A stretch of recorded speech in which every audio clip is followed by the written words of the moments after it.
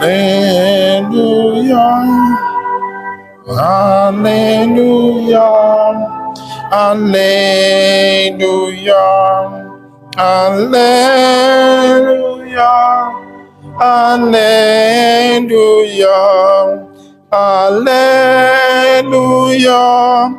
hallelujah.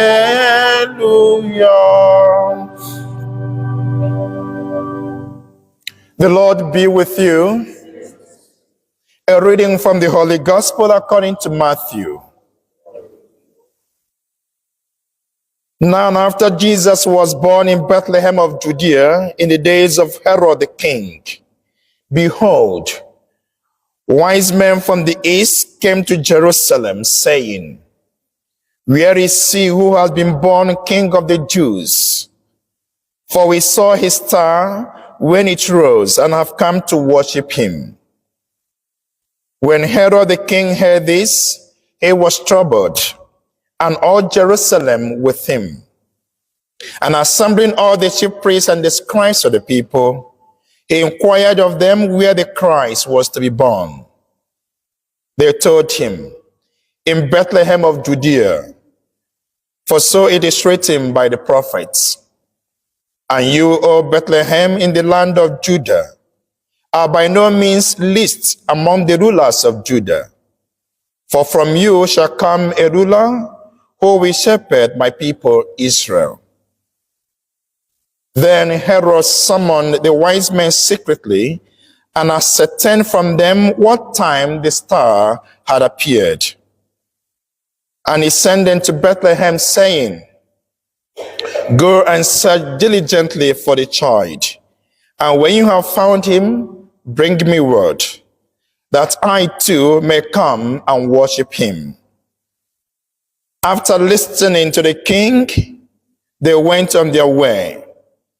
And behold, the star that they had seen when it rose went before them until it came to rest over the place where the child was.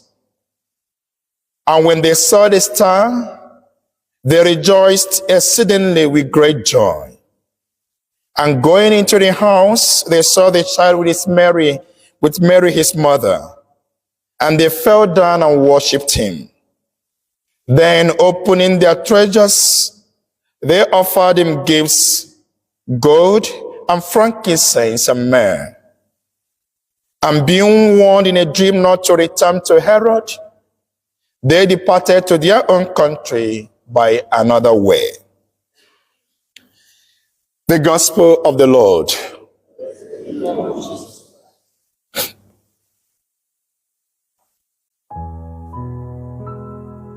When Herod the king heard this, he was troubled, and all Jerusalem with him.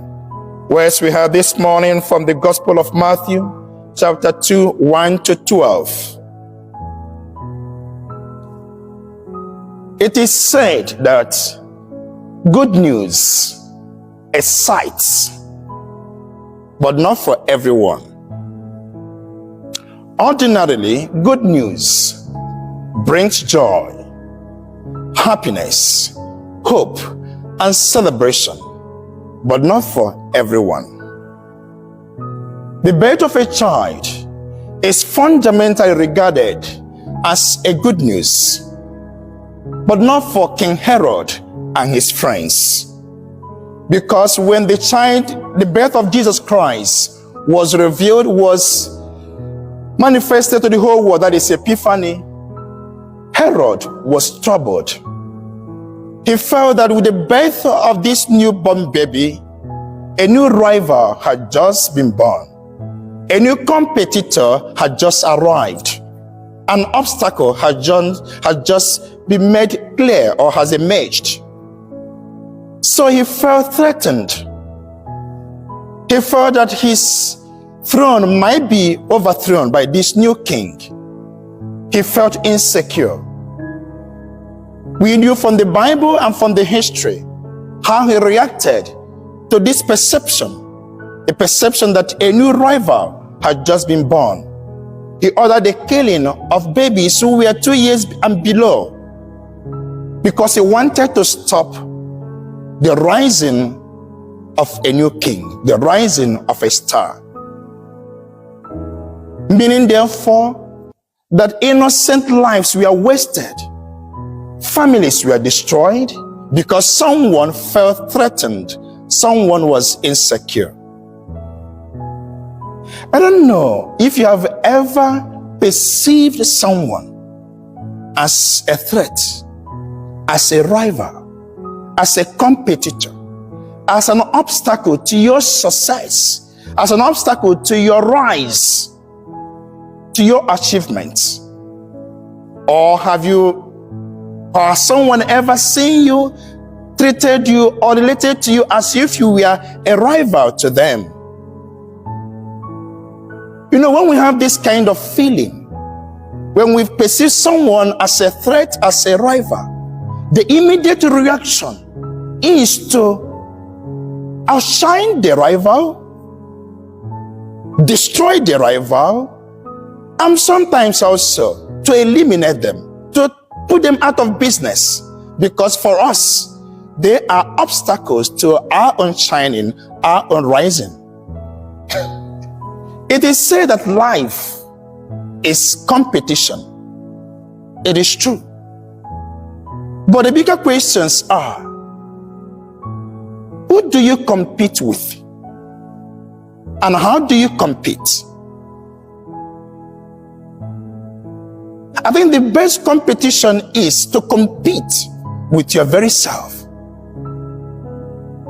Because that means setting goals, targets, and then finding ways to motivate myself in order to be the best in what I do, in order to be the best version of Nathaniel, in order to be good in my area, in my career. It is silly, sorry to use that expression, but it is silly if for any reason I see the priests at Our Lady of Peace as my rivals, as my competitors. If I feel they are doing great, if I feel that something they are doing that is quite amazing, I should go to them, ask questions, possibly understudy them, and find ways to integrate their plans, their initiatives into my own pastoral strategy, so that when I come here, I'll become a better version of the priest. I become a better parish priest to you. But if I feel that they are my rivals, and if I entertain that thought and allow it to persist, I may begin to imagine that now they are great and famous. My parishioners may begin to drift towards them. I may begin to imagine that people are now saying wonderful things about them, and then nobody is talking about Nathaniel. And if I allow this kind of feeling to be sustained by myself, I might begin to say nasty things about them, to malign their character, to pull them down. Because for me, they are rivals. I may begin to do things that I may not be proud of eventually, because I felt that these guys were my obstacles to being the only priest who is famous in Slough. I don't know if I'm famous anywhere.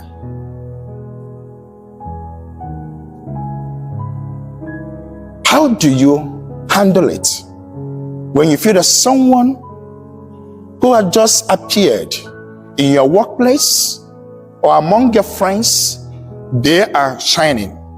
The first reading of today tells us, arise and shine, for the glory of God is in each one of us. That is true. But the question is, am I going to rise and shine at the expense of someone else's character? Am I going to rise and shine at the detriment of someone else's career? Am I going to rise and shine at the expense of someone else's reputation? Or would I be like Herod, trying all I can to stop someone else from shining? Dear friends, how do you Manage it.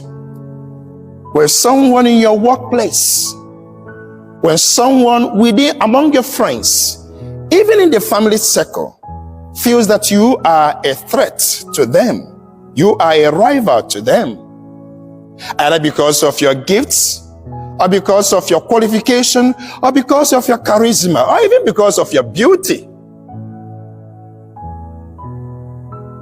And have you ever treated someone as a rival?